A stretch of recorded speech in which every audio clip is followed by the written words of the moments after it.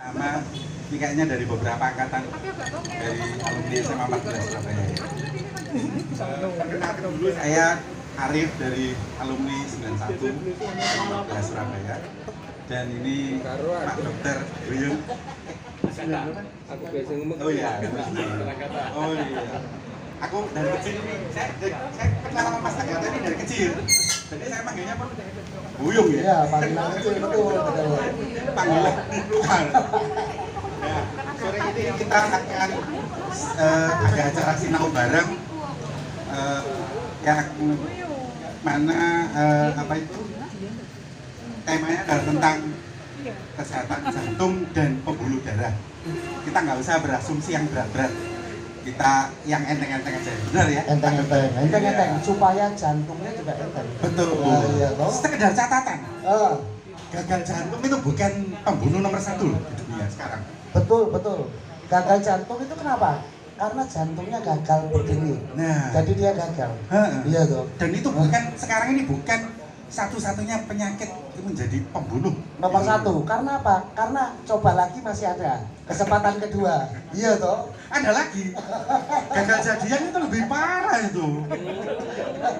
Memengaruhi itu.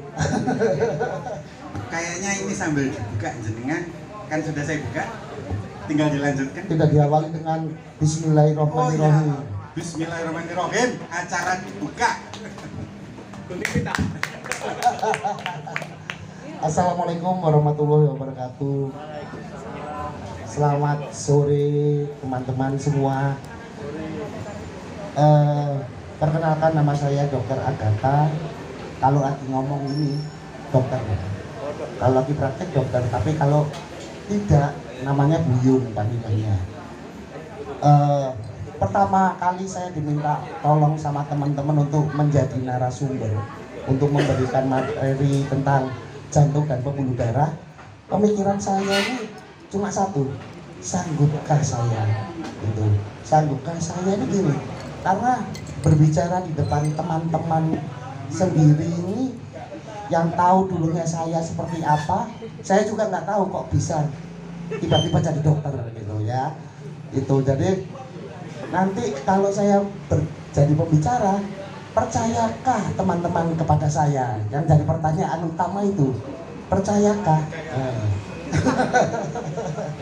Oke, kita mulai kalau gitu. Sinau bareng IKA Mapala 95 tentang jantung dan pembuluh darah.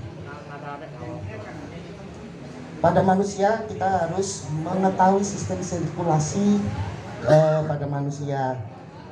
Yang pertama jantung ya. Jadi sirkulasi itu alat-alat peredaran darah di tubuh manusia ini adalah yang pertama jantung. Jantung ini berfungsi untuk memompa, sebagai pompa. Pompa apa? Memompa darah ke seluruh tubuh kita, darah yang mengandung zat-zat penting atau oksigen ke seluruh tubuh kita. Oleh sebab itu, jantung ini letaknya atau alat yang penting untuk mengedarkan darah pada seluruh tubuh kita. Oke. Nah, sebelum kita mengetahui, kita harus tahu letak jantung. Letak jantung itu di mana? Gitu loh. Letak jantung itu ternyata di sebelah kiri. Gitu. Jadi kalau ada yang mengeluh sakit, yang pertama kali sebelah kiri, bukan sebelah kanan. Tapi jangan lupa ada yang letaknya juga kebalik di sebelah kanan. Tapi kasusnya 1/1000.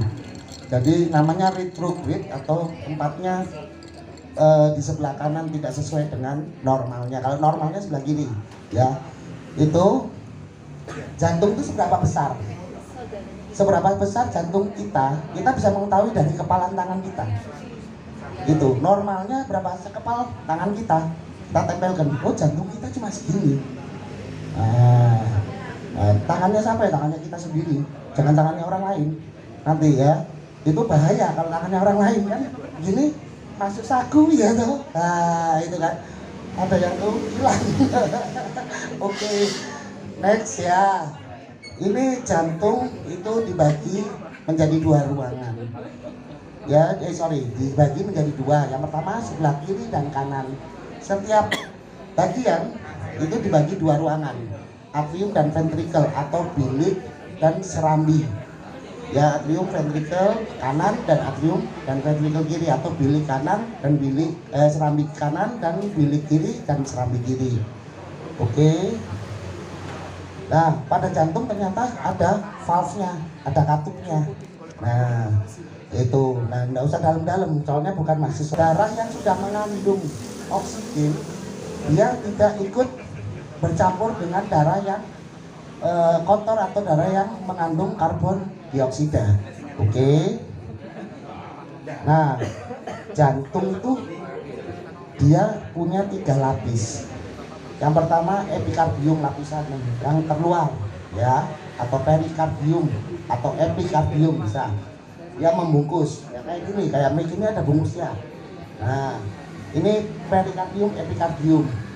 Terus di bagian dalamnya miokardium atau miokard, masuk menuju paru-paru, bertukar dengan udara luar bebas, mengambil oksigen, dipompa, yang merah ini mengandung oksigen, dipompa ke seluruh tubuh, dia keluar ke yang atas yang cabang 3 itu. Bukan mahasiswa kedokteran, enggak apa-apa, lewati lagi ya. Oke. Nah, jenis-jenis penyakit jantung itu ada 5, ya. Penyakit jantung pembuluh darah, terus kelainan irama jantung, penyakit jantung bawaan, kelainan klet atau katup jantung, terus yang terakhir gagal jantung. Kalau semua itu sudah ada masalah, baru gagal untuk berdenyut, ya. Wah, oke. Nah, kalau jantung hanya pengenalannya gitu. Sekarang pembuluh darah. Nah, pembuluh darah itu pada manusia cuma ada 3, vena, arteri, dan kapiler. Nah, vena ini pembuluh darah balik, ya. Balik dari mana? Ya dari tubuh kita membawa karbon dioksida ke jantung, terus jantung ke paru-paru untuk bertukar dengan udara bebas, mengambil lagi oksigen, masuk ke arteri, disalurkan, dipompa, disalurkan ke seluruh tubuh. Terus kapiler itu apa? Kapiler itu percabangan yang menuju ke sel-sel, ya, sel-sel organ-organ tubuh itu terdiri dari sel-sel. Oke, jadi manusia cuma 3 tok punyanya. Nah, vena, arteri, dan kapiler, ya. Bukan mahasiswa kedokteran, lanjut lagi. Nah, arteri dia letaknya di dalam, ya. Dia yang berdenyut karena elastis dan tebal dindingnya, ya. Katupnya cuma 1, dia nggak punya katup. Jadi di tempat lain di pembuluh darah balik dia punya katup, karena supaya dia kalau dipompa ke atas nggak balik lagi. Nah, bahasa kerennya itu kalau tukang ledeng namanya Thousand Clap. Ya, jadi kalau dipompa itu 1 arah, one way, cuma pompa terus dia nggak akan kembali lagi, jadi tidak akan balik istilahnya, ya. Bukan mahasiswa kedokteran. Lanjut lagi.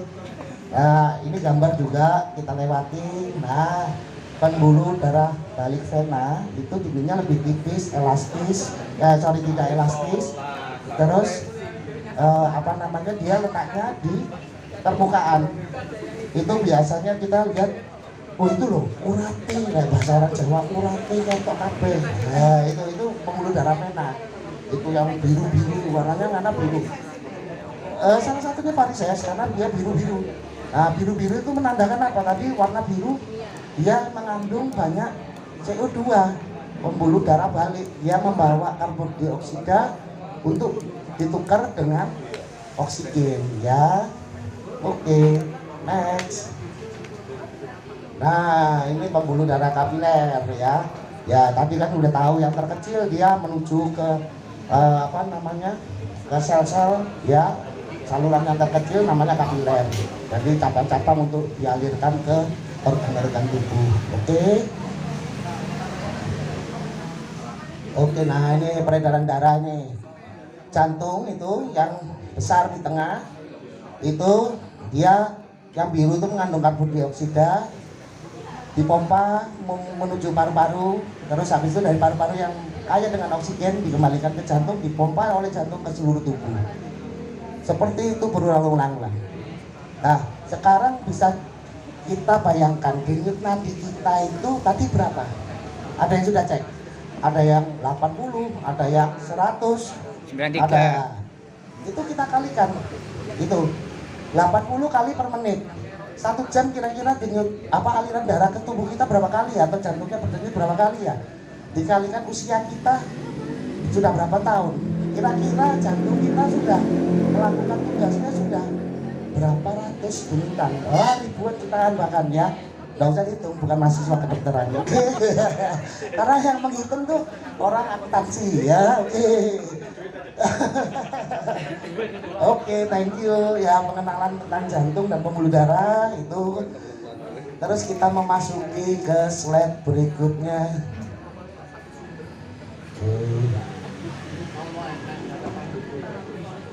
Karena hipertensi ini merupakan silent killer, pembunuh diam-diam, tiba-tiba killer, nah membunuh dia. Karena apa? Nah, kita tanya kenapa nggak? Itu dari definisinya dulu hipertensi. Hipertensi itu apa sih? Nah, hipertensi itu adalah dimana tekanan, ya tekanan sistol itu di 140 ya atau lebih, dan tekanan diastol itu 90 atau lebih. Apa maksudnya? Maksudnya tekanan sistol itu gini, jantung berdenyut, ini namanya sistol, ya dia memompa, diastol dia melepaskan, mengendor lagi, membesar, otomatis yang karbon dioksida masuk semua, itu menampung semua, jantung nanti dipompa lagi, nah ini sistol ya. Oke, bukan mahasiswa kedokteran tuh. Kita nikmati lagi. Oke. Dan ternyata faktor resiko. Sebentar.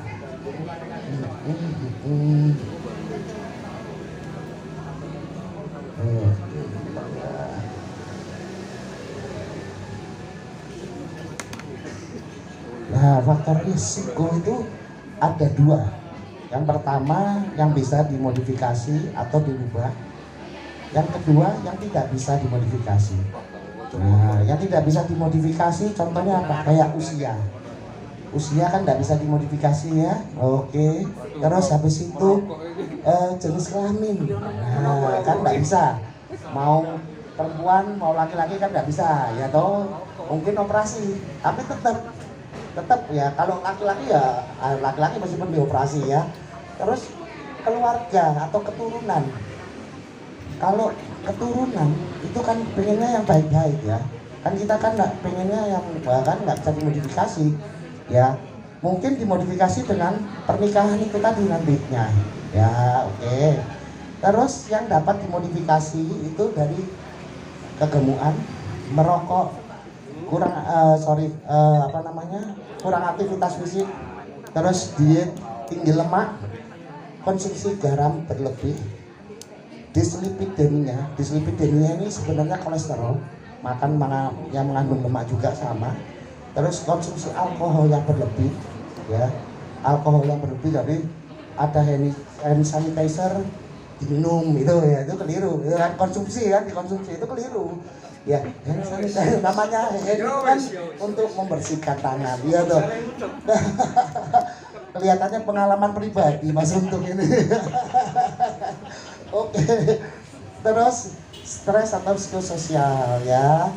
Oke, jadi yang punya ini harus waspada karena faktor resiko untuk hipertensi. Oke. Gejala hipertensi. Kepala pusing ya, pusing bisa cekot-cekot, bisa ngeliang ya toh. Tensinya kurang ngeliang ya toh. Itu tensi tinggi cekot-cekot bisa. Itu sebenarnya kita diberi oleh Tuhan atau Allah, itu kita diberi, semua manusia itu diberi alarm apabila sesuatu yang terjadi tidak beres di tubuh kita, dia ada kodenya. Nah, kodenya kan darah tinggi itu cekot-cekot, sakit kepala atau kemeng di belakang kepala itu. Nah, beda lagi kalau masalah karena BBM naik, cekot-cekotnya itu kepala sampai dompet, iya toh, itu cekot-cekot semua. Nah, iya toh. Jadi bedanya di situ, ya kan? Nah, dari cekot-cekot atau memberikan sinyal gini, ini kekurangan oksigen ini tensinya kurang nih, ini, itu dia memberikan signal. Nah, apa yang kita harus lakukan? Kontrol tensi. Pertama kali kontrol tensinya ya. Oke, terus jantung berdebar-debar. Ya, berdebar-debar itu. Gak ada apa-apa, tiba-tiba deg-degan gitu. Itu Kak irama jantungnya tidak stabil, tiba-tiba deg-degan. Ketemu Mas Untung deg-degan takut di kaki utang. Nah, itu beda lagi. Deg-degannya itu masih teratur. Karena kan bisa beli ya, kesembunyi itu masih bisa.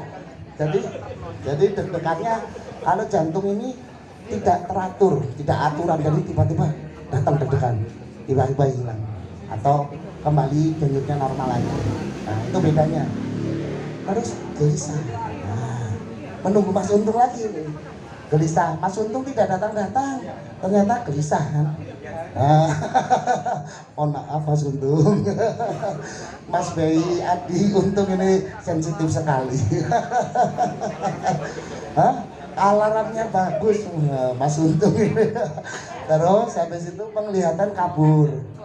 Nah, penglihatan kabur ini penglihatan yang seberapa apabila penglihatan sama dengan pemeriksa atau normal, misalnya dalam 6 meter orang lain bisa lihat, aku kok nggak bisa lihat gitu. Jangan gara-gara nggak bisa lihat dipendeli gini, semua ya pasti kabur karena takut, ya kan? Karena dipendeli, nah kabur, itu apapun itu pasti kabur, ya. Jadi penglihatan kabur itu harus dijelaskan. Kalau ada orang di sebelahnya melihat, dia bisa melihat jelas, oh saya kok kurang terang. Nah itu untuk cek tensi, ya. Mungkin aku ini darah tinggi karena tak pendeli ini kok kabur gitu ya. Oke. Terus apa maling nggak apa-apa dong? Ini kabur maling ya? Ya itu emang ya. Kenapa tidak kita rangkul? Ya. Terus kita mudah lelah badannya. Jadi badan mudah lelah ini kita sudah tidur sesuai aturan, misalnya sehari 8 jam itu akan, tetapi kok badan masih mudah lelah, itu kita harus curiga, wah jangan-jangan gejala hipertensi itu, atau memang pura-pura tidur jadi tidak mau bangun-bangun, itu ada karena takut menghadapi kenyataan, iya kan? Oke. Penyakit umum itu perlu dicek tensinya, iya. Apalagi kalau hari Senin ya, I don't like Monday. Komplikasi dari hipertensi ini amat sangat banyak. Ini yang menyebabkan apa? Kok saya bawakan hipertensi ini? Karena dia menyebabkan penyakit yang sangat banyak. Pertama penyakit jantung, ya jantungnya sendiri. Kedua stroke. Stroke itu apa? Ya pembuluh darahnya bisa pecah karena tekanannya tinggi sekali. Jadi pembuluh darahnya pecah. Penyakit ginjal penyakit ginjal itu ya karena sama, tekanan darah di ginjal itu tensinya tinggi sekali, pembuluh darahnya pecah. Nah, ginjal kan fungsinya kayak filter atau saringan. Saudara-saudara coba nyoba saringan teh, kalau ditekan gini ya bunyak gini, apa kira-kira jebol kan? Pasti jebol ya. Jadi ini tidak bisa memfilter atau tidak bisa menyaring dengan bagus. Terus kerusakan mata ya itu, terus penyakit pembuluh darah tepi ya, varises itu tadi salah satunya. Terus gangguan saraf, nah gangguan saraf itu ya kesemutan bisa karena aliran darahnya udah lancar bisa. Terus gangguan serebral atau otak ya, ini yang biasanya kita sebut stroke atau CVA, gangguan otak ya. Mahasiswa kedokteran bukan? Bukan, lewati lagi. Oke. Pencegahan hipertensi ternyata mudah, jangan khawatir, mudah itu. Cuma dengan cerdik. Nah, cerdik itu apa? Yang pertama C-nya itu cek tensi secara rutin. Ya toh, cerdik. C-nya cek tensi secara rutin. Yang E, enyahkan rokok. Kalau merokok enyahkan, Ya rokoknya bukan orangnya. Enyahkan rokoknya ya toh, dimatikan. Mana? Itu tadi efek efek dari panggung itu tadi. Iya toh. R itu apa? Rutin atau rajin berolahraga. Ya toh. D itu diet rendah garam. Nah, rendah garam itu, garam itu selalu asin. Jangan keliru, garam ada yang manis. Contohnya vetsin, itu garam yang manis. Kecap juga salah satunya. Jadi garam jangan makan yang asin-asin, belum tepat. Ya keringat kita asin tapi tidak mengandung garam ternyata. Iya toh. Dikasih garam itu boleh dong. Boleh. Kalau kurang garam pasti ya. Itu terus I-nya apa? I-nya istirahat cukup. I-nya ya. Terus yang terakhir K, kelola stres. Stres itu perlu dikelola. Ya, bukan harus hilang. Kan tadi saya tanya dengan salah satu teman saya, Mbak Inem. Ya, Mbak Inatus. Mbak Inatus bagus sekali. Apa rahasianya? Ternyata mengelola stresnya dengan bagus. Tidak dipikir semua itu, karena ada suami yang mikir ya toh. Ya, jadi nah bagi para laki-laki suami itu ya, suami ini yang mikir ya toh. Ibu-ibu tinggal di rumah saja itu. Nah itu kan benar, tadi kan seks tadi ya. Seks tadi kan kenapa disebutkan di situ ya, karena itu tadi, karena laki-laki suka jajan di luar, jajan tanda kutip, jajan apa, jajan cingur ya toh. Itu perempuan lebih sering ngempet makan menginjak belonjo ya toh. Nah sering ngempet gitu ya toh, akhirnya makan rumahan yang lebih sehat ya. Itu kenapa yang membedakan itu ya, jadi resiko. Oke, atur pola makan. Nah ini ada ukuran-ukurannya, mau dibaca sendiri silakan. Itu tidak perlu dihafal karena bukan mahasiswa kedokteran. Oke ya. Nah, kendali hipertensi dengan patuh. Jadi kalau sudah punya hipertensi atau darah tinggi, jangan tambah bingung, stres dan karu-karuan. Nah, karena apa ya tadi, karena kita bisa mengendalikan itu ya. Periksa kesehatan secara rutin, atasi penyakit dengan pengobatan yang tepat dan teratur. Tetap diet seimbang isinya ya. Upayakan aktivitas fisik dengan aman. Nah dengan aman itu, jadi ajak Mas Aman ya, Mas Aman teman kita itu yang harus diajak ya loh. Lagi di Jakarta. Di Jakarta itu, nah, itu yang bikin stres lagi nanti. Terus yang hanya hindari asap rokok, alkohol, zat karsinogen lainnya. Oke. Next, setelah hipertensi, kita penyakit kedua setelah darah tinggi. Nah ini dia. Mana ya?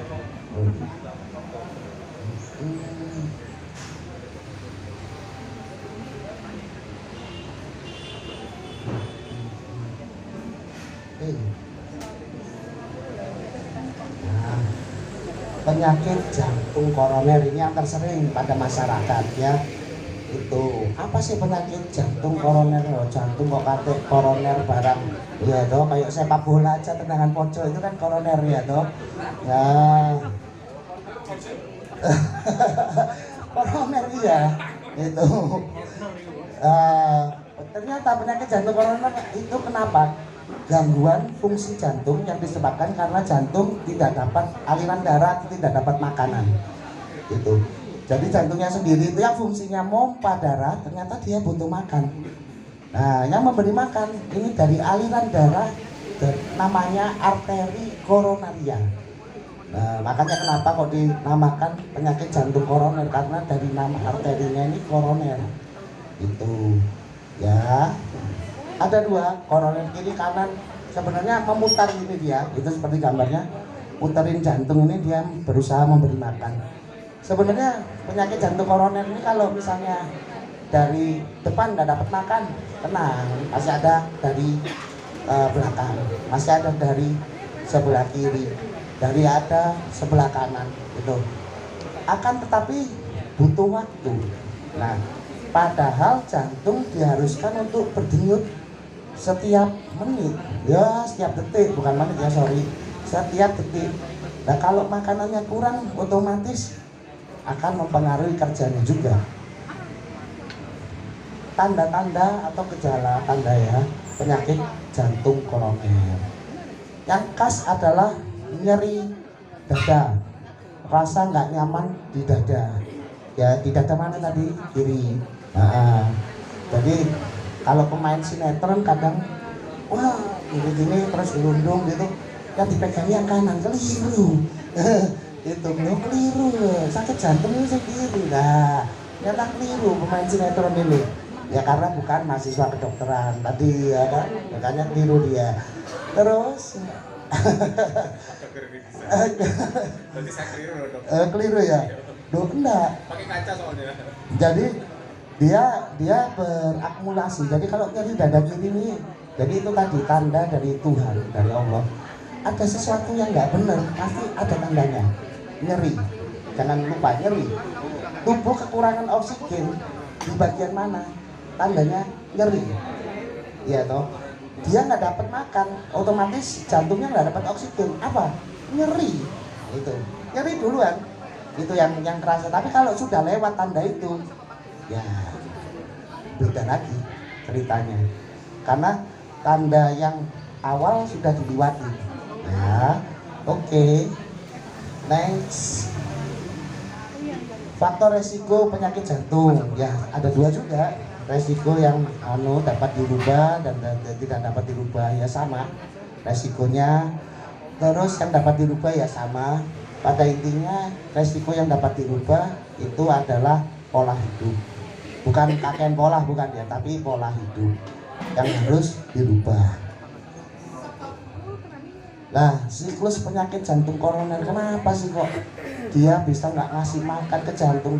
Itu kenapa kok dia jahat sampai seperti itu? Ternyata ini siklusnya. Pembuluh darah itu ternyata terdapat dari kita lahir itu masih mulus. Pembuluh darah itu sama kayak selang, dalamnya mulus, tidak ada sumbatan atau tidak ada lumutnya sama sekali, mulus. Ya, sekolah remaja mulai ada pikiran stres, makannya juga nggak karu-karuan, akhirnya ada penumpukan dari lemak, namanya arteriosklerosis. Itu lemak jahat namanya, kolesterol jahat atau LDL. Kamu jahat deh gitu ya, LDL dia. Nah, terus tambah lama dewasa, nah kita hidup sudah berapa lama, bertahun-tahun, akhirnya mengerak itu disebut dengan arteriosklerosis. Nah, faktor pemicu gejala atau serangan jantung, pertama faktor usia. Kenapa ya bertambahnya usia? Ya resiko serangannya karena tadi sumbatannya ya mulai tebel ya, itu otomatis ya merupakan salah satu resiko terjadinya serangan jantung yang tadi nyeri dada tadi ya. Terus memiliki riwayat keluarga yang penyakit jantung, contohnya yang menurun, penyakit jantung yang menurun, hipertensi.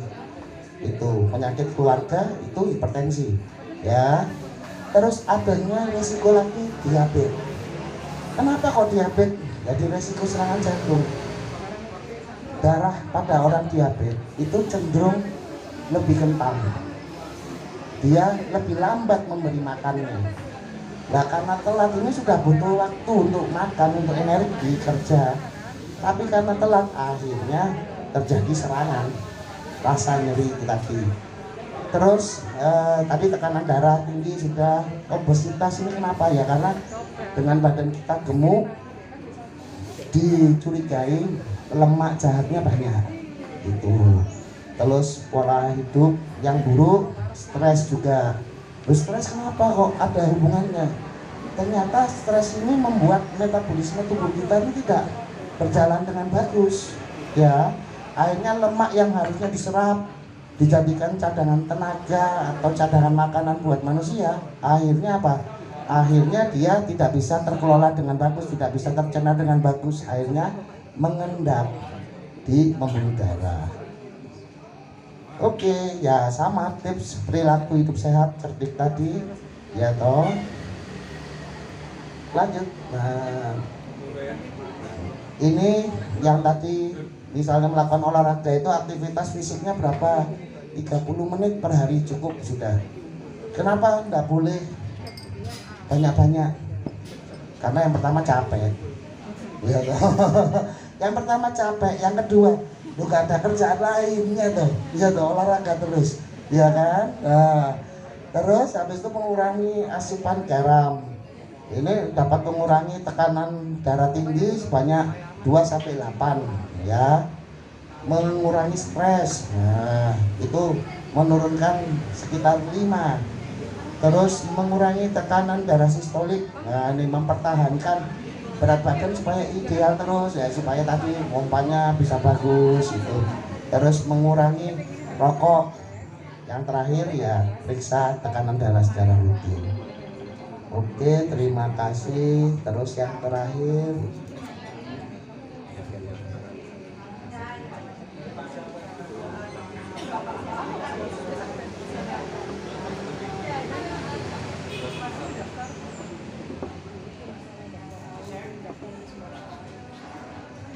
pembengkakan jantung. Pembengkakan jantung ini sebenarnya bukan suatu penyakit, akan tetapi berubah bentuk jantung dari ukuran normal yang disebabkan dari penyakit-penyakit yang lain, penyakit-penyakit jantung yang lainnya.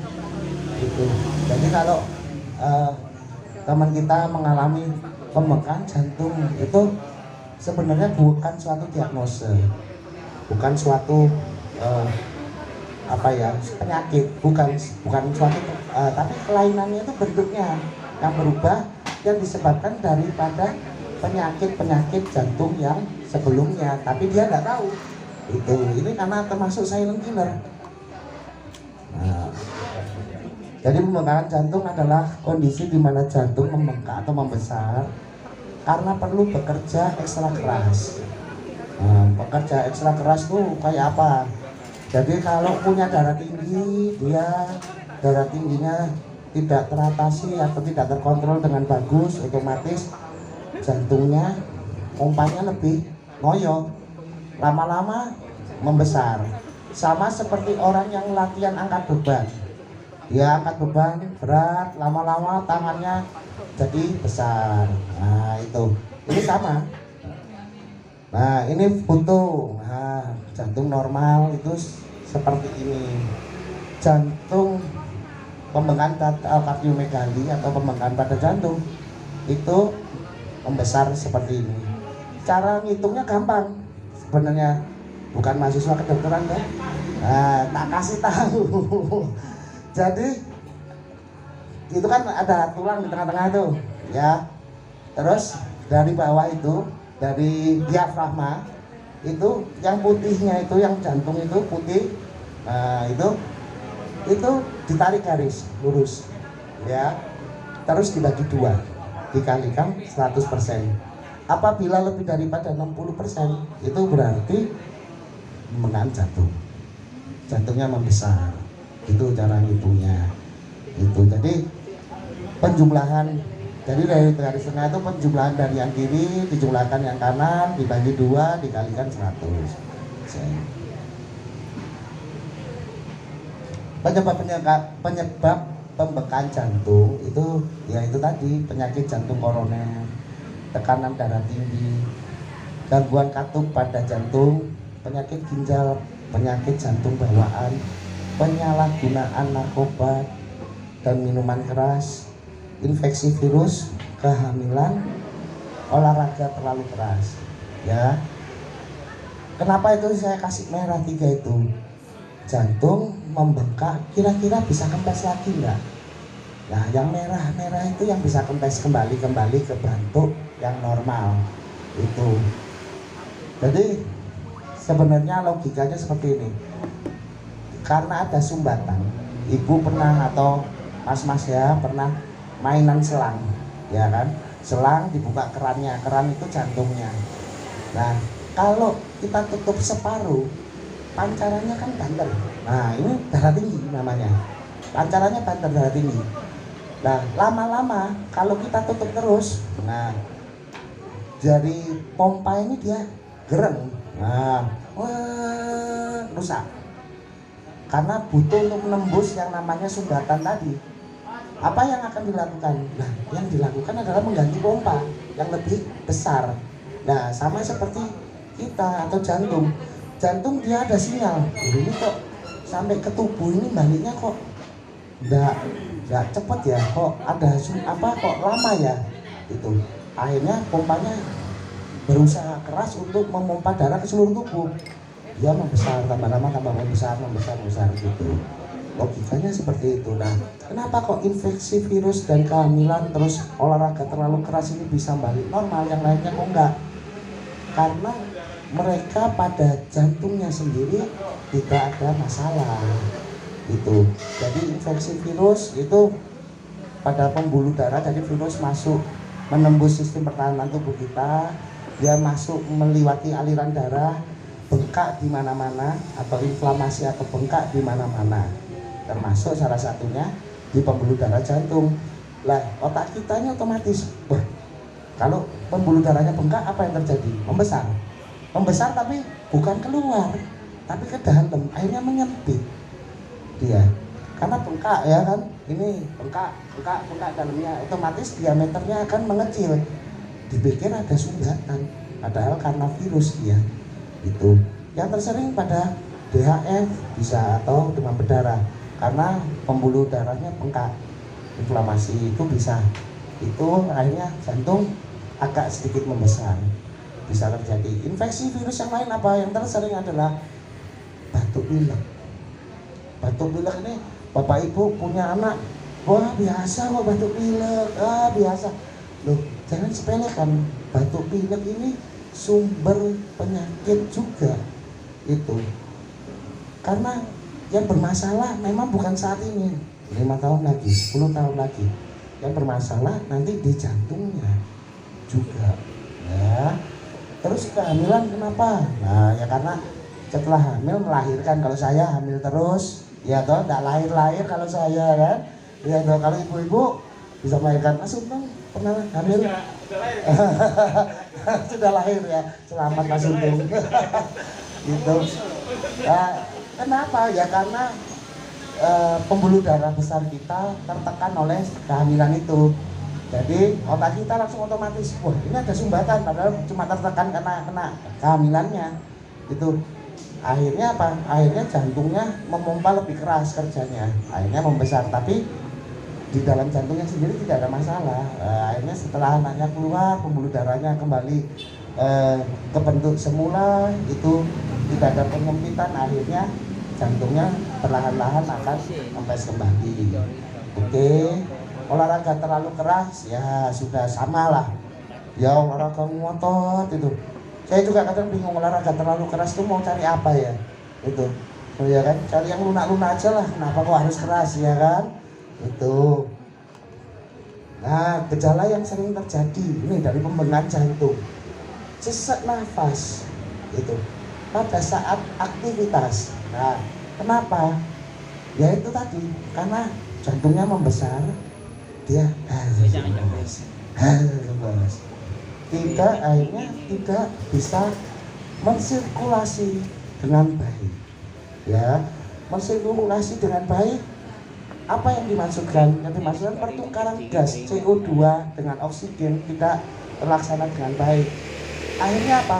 Akhirnya sesek. Itu. Ya salah satu ada teman kita juga awalnya batuk, disertai sesek. Terus ternyata ada cairannya di paru-parunya. Nah, jangan lupa kita mengeluarkan nafas ini selain karbon dioksida, uap air juga ada ternyata. Jadi kalau kita di cermin, kita menghembuskan nafas, cerminnya akan ngembun. Nah, ternyata uap air. Ya ini yang dia bisa pertukaran gas yang CO2 bisa, karena beratnya masih ringan, berat jenisnya masih ringan. Yang cair ini loh nggak mau keluar, akhirnya lama-lama menumpuk di paru-paru sebelah kanan, karena tadi kan yang birunya di kanan, menumpuknya di paru-paru sebelah kanan. Itu akhirnya kenapa kok batuk? Batuk ini dia otak lagi manusia, dia otomatis dari Tuhan itu dikasih ini ada benda asing loh, benda asing di saluran pernapasanmu. Nah, refleks batuk ini diciptakan untuk mengeluarkan benda asing tersebut pada saluran nafas. Jadi kenapa kok batuk yang dialami itu? Ya karena dia ingin mengeluarkan saat ini benda asingnya yang di dalam saluran pernafasannya. Nah ternyata kalau di paru-paru ya susah. Nah susahnya apa? Karena kekuatan untuk mengempeskan paru-paru ini tidak punya paru-paru.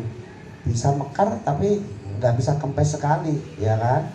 Itu ya akhirnya ngendon cairannya di situ. Selain itu berat jenisnya cairan ya lebih berat, otomatis dia ya tambah lama tambah menumpuk, seseknya tambah lama tambah nemen ya.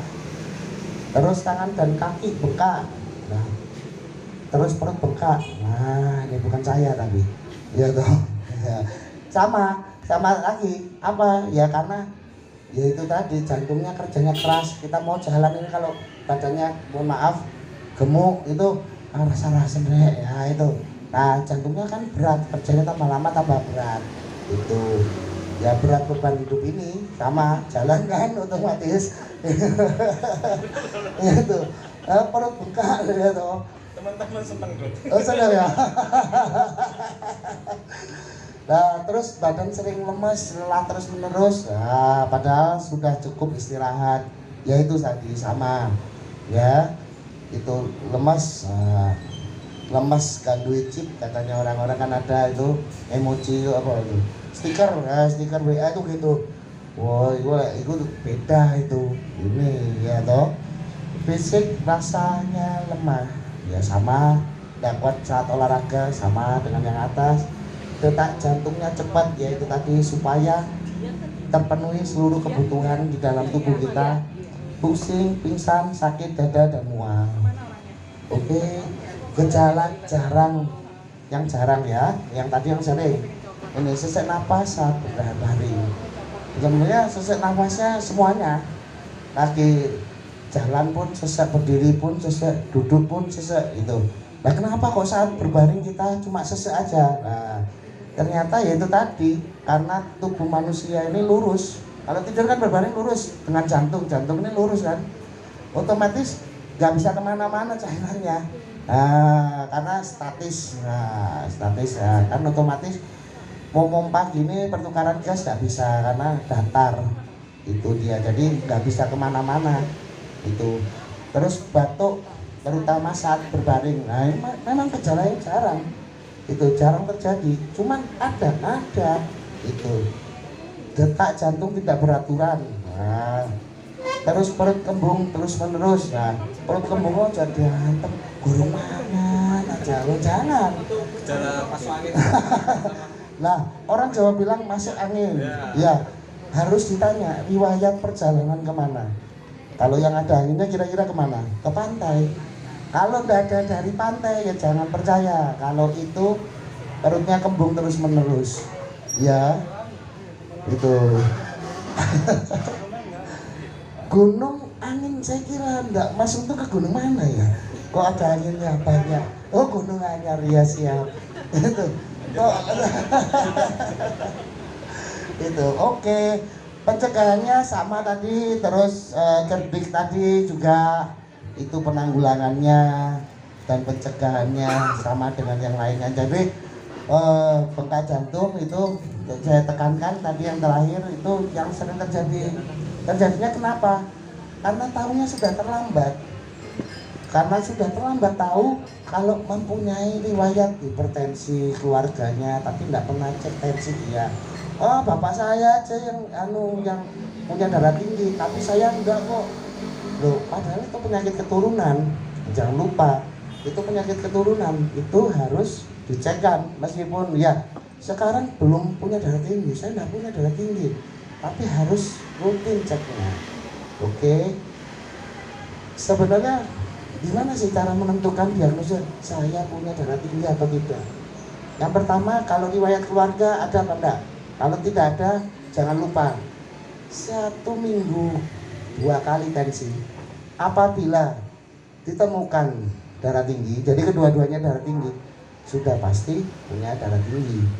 Itu jangan khawatir, loh ada 2 macam, esensial, darah tinggi esensial dan sekunder. Jadi esensial itu tidak diketahui penyebabnya yang lain selain keturunan, ya.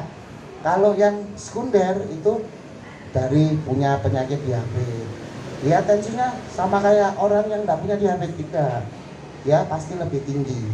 Itu punya riwayat gagal ginjal, tensinya harus sama dengan orang normal, ya tidak.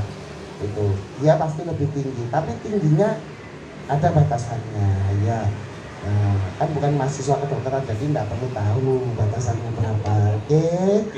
Terima kasih atas waktunya. Wassalamualaikum warahmatullahi wabarakatuh. Luar biasa, dan mudah-mudahan tidak akan. Ya, Ada hadiahnya. ada hadiah dari Dari sponsor kami. dari Bromen. Oh ya, dan terima Nemia. kasih. Ya, terima kasih untuk Bromen. Bromen ini khusus untuk laki-laki ya, karena namanya bro dan men. Khusus laki-laki. Kalau perempuan sis woman. Ya dong.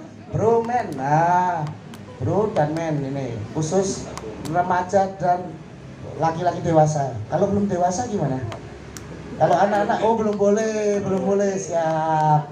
Oke. Ya. Dan Dijawab oleh Pak Alim. Tentang jantung koroner, bedanya apa? Dengan Sama? penyakit jantung biasa. Oh, Atau emang ada penyakit jantung biasa ya? Ya dong. Oh ya, terima kasih. Ini sudah 800. Sauda yang mana? Itu ternyata susah nyarinya. Ya mikir, waduh nyari apa tuh sauda nang Afrika, perjalanan ke sana. Oke. Yang kedua, bekam. Itu. Bekam itu bagus. Itu. Betul, dia dapat melunturkan sumbatan-sumbatan tadi.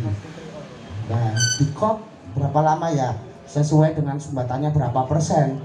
Otomatis terapinya harus rutin juga. Ya betul, Pak. Nah, terus yang ketiga itu kalau menurut Surah Rasul, besi yang dipanaskan. Nah, besi yang dipanaskan ini yang dimaksudkan ya kayak suntikan, infus itu. Nah, bekam bagus kalau saya bilang, karena sesuai dengan Sunnah Rasul.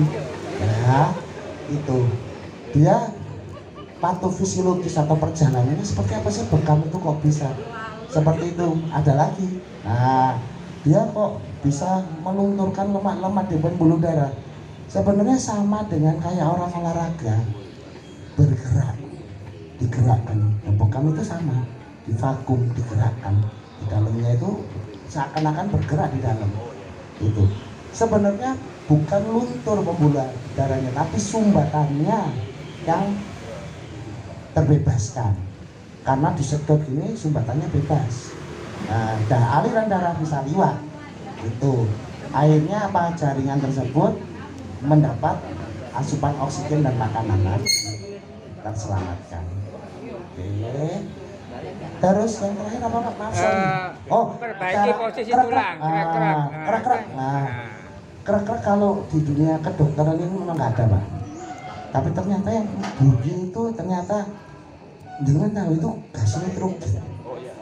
Makanya bisa bunyi kerak-kerak. Nah, gas itu ya.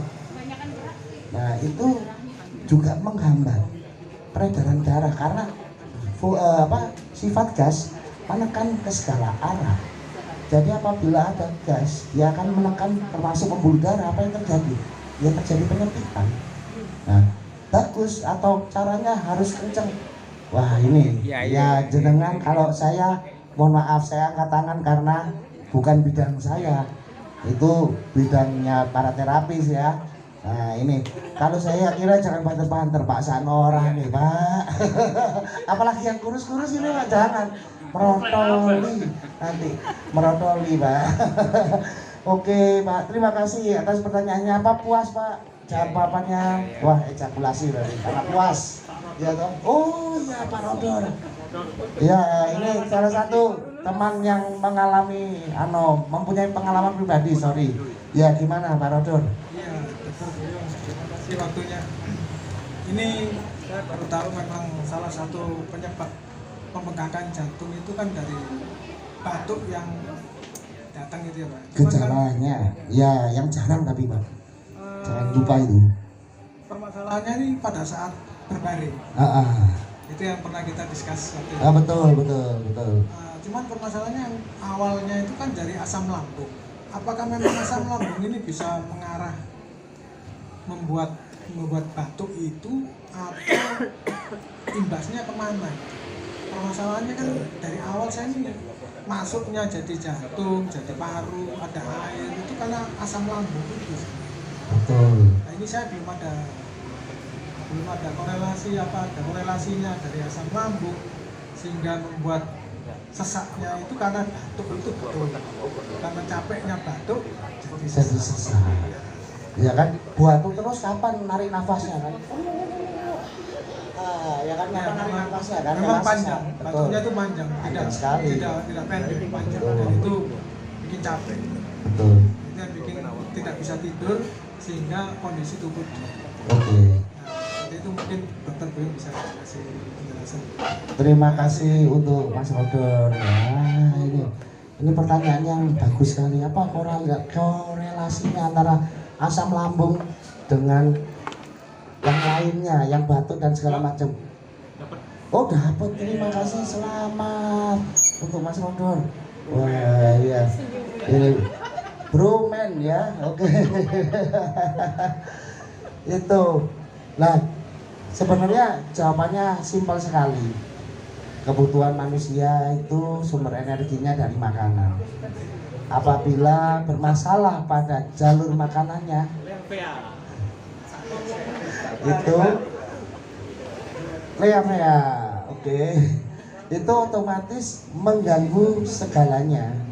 Karena ya sama juga kalau kita naik kendaraan, bensinnya kehabisan bensin. Akhirnya apa yang terjadi? Mogok. Sama dengan apabila kita jalur makanan kita sudah ada masalah, pasti di tempat lain juga akan bermasalah. Itu. Terus apakah yang menyebabkan batuk itu dari asam lambungnya? Bisa iya, bisa enggak. Karena kalau asam lambung sudah naik, dia akan mengiritasi saluran di pernafasan dan pencernaan juga kan di tenggorokan. Akhirnya apa? Terasa ya karena iritasi akhirnya kan luka. Nah kalau kita punya luka, apa yang terjadi? Gatel rasanya, gatel. Otomatis kudu garuk. Tapi kalau di tenggorokan kan mau garuknya pakai apa? Pakai biji kedondong. Ya kan tidak mungkin ya toh. Ditelen terus ditarik lagi pakai benang ya kan. Atau yang paling wah saking gatelnya apa? Duren. Tapi sama kulitnya. Ya itu ditarik-tarik gini ya. Nah itu. Ya enggak, ya jadi dari itu korelasinya ada korelasinya karena sumber energi kita itu dalam tubuh kita ini adalah makanan. Apabila jalurnya bermasalah atau organ lambung, organ pencernaan bermasalah akan menyebabkan masalah yang lain ya. Oke. Apa yang masih ditanyakan Om Rodon? Oke, terima kasih atas pertanyaannya Om Rodon, semoga sehat selalu. Coba.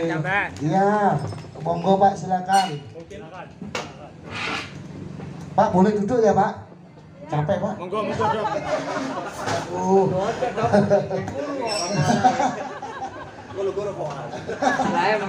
Oke, lanjut pertanyaan berikutnya ya.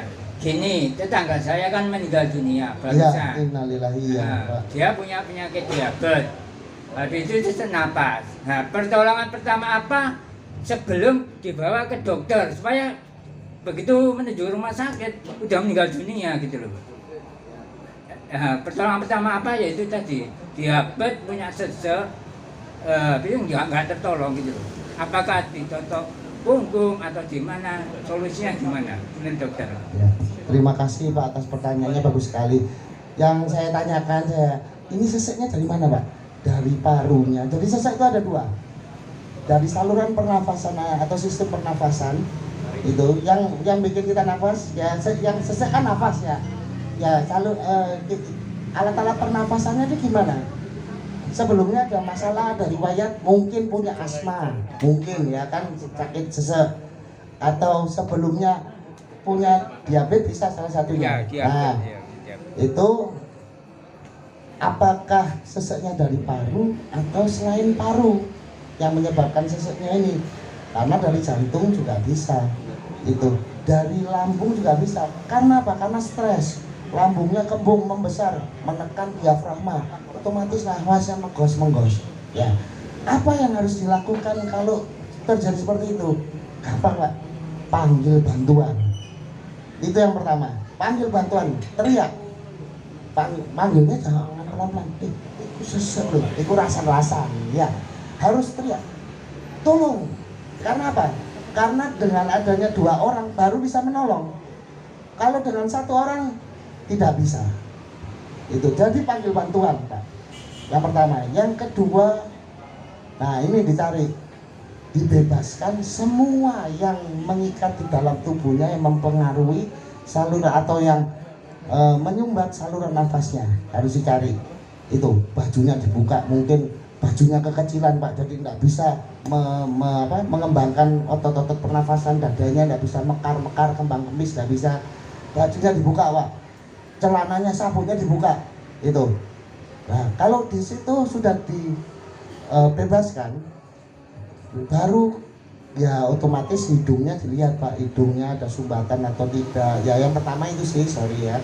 Terus mulutnya dibuka, lidahnya jatuh ke belakang atau tidak, kira-kira. Kalau lidahnya jatuh ke belakang percuma juga karena menyumbat saluran nafasnya. Jadi yang pertama itu bebaskan jalan nafas Pak, itu yang harus dilakukan. Tapi ya itu bantuan, panggil bantuan, karena butuh 2 orang. Itu dilakukan bareng-bareng semua. Itu jadi setelah itu apa yang setelah dibuka nafas, jalur nafasnya, oh tidak ada, nggak ada sing ganjel, sudah tidak ada yang menyumbat. Oh tidak ada sendok yang tertelan ternyata, kan ada kadang di tumpel sendok Pak, ternyata sendoknya masuk. Nah itu tambah yang nyumbat ternyata. Nah, setelah dibuka tidak ada sumbatan jalan nafas, nah, lakukan pertolongan memberi nafas bantuan. Itu Pak. Itu tapi ya pertama bantunya gimana cara nanggulinya? Itu cari bantuan dulu. Kalau jenengan melakukan sendirian, tidak bersama-sama, akhirnya terlambat. Itu karena ada yang bukain mulut ini, yang satunya membebaskan yang mengikat di jalan nafasnya, yang kira-kira mengikat jalan nafasnya. Itu kalau harus dilakukan bersama-sama, jadi harus minta bantuan dulu, gitu Pak. Nah memang Indonesia ini tidak semua orang bisa melakukan namanya CPR atau pijat jantung dan paru.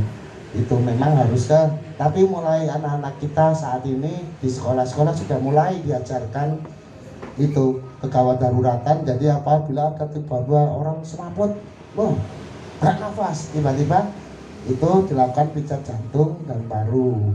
Itu sekarang anak-anak kita sudah sudah diajari. Itu amat sangat menolong, tapi syaratnya orangnya betul-betul nadinya sudah tidak teraba. Kalau nadinya masih teraba, dipijat-pijat itu percuma. Itu percumanya apa ya, karena bukannya membantu tapi memberi efek rasa sakit. Itu. Nah, jadi orangnya betul-betul dipastikan dulu kalau orangnya sudah tidak nafas, baru dilakukan pijat jantung dan memberi nafas bantuan. Itu tadi. Itu. Gimana Pak? Apa yang sudah puas dengan jawaban? Ada lain. Hah? Ada lain, tanya lain. Ada lain lagi? Ya, Karena berhubung waktu sudah Tidak mengizinkan. sudah singkat sekali. Oke, terima kasih Bapak. Mohon maaf ya Pak. Ya, Bukan ya. saya loh Pak. Waktu, salahkan waktu Pak. Ya, terima kasih Pak. Iya. Tepuk tangan. Terima kasih teman-teman. Terima kasih teman-teman. Terima kasih. Jangan lupa ketik Agatha spasi. Ya, no. Indonesia mencari bakat. Enggak juga.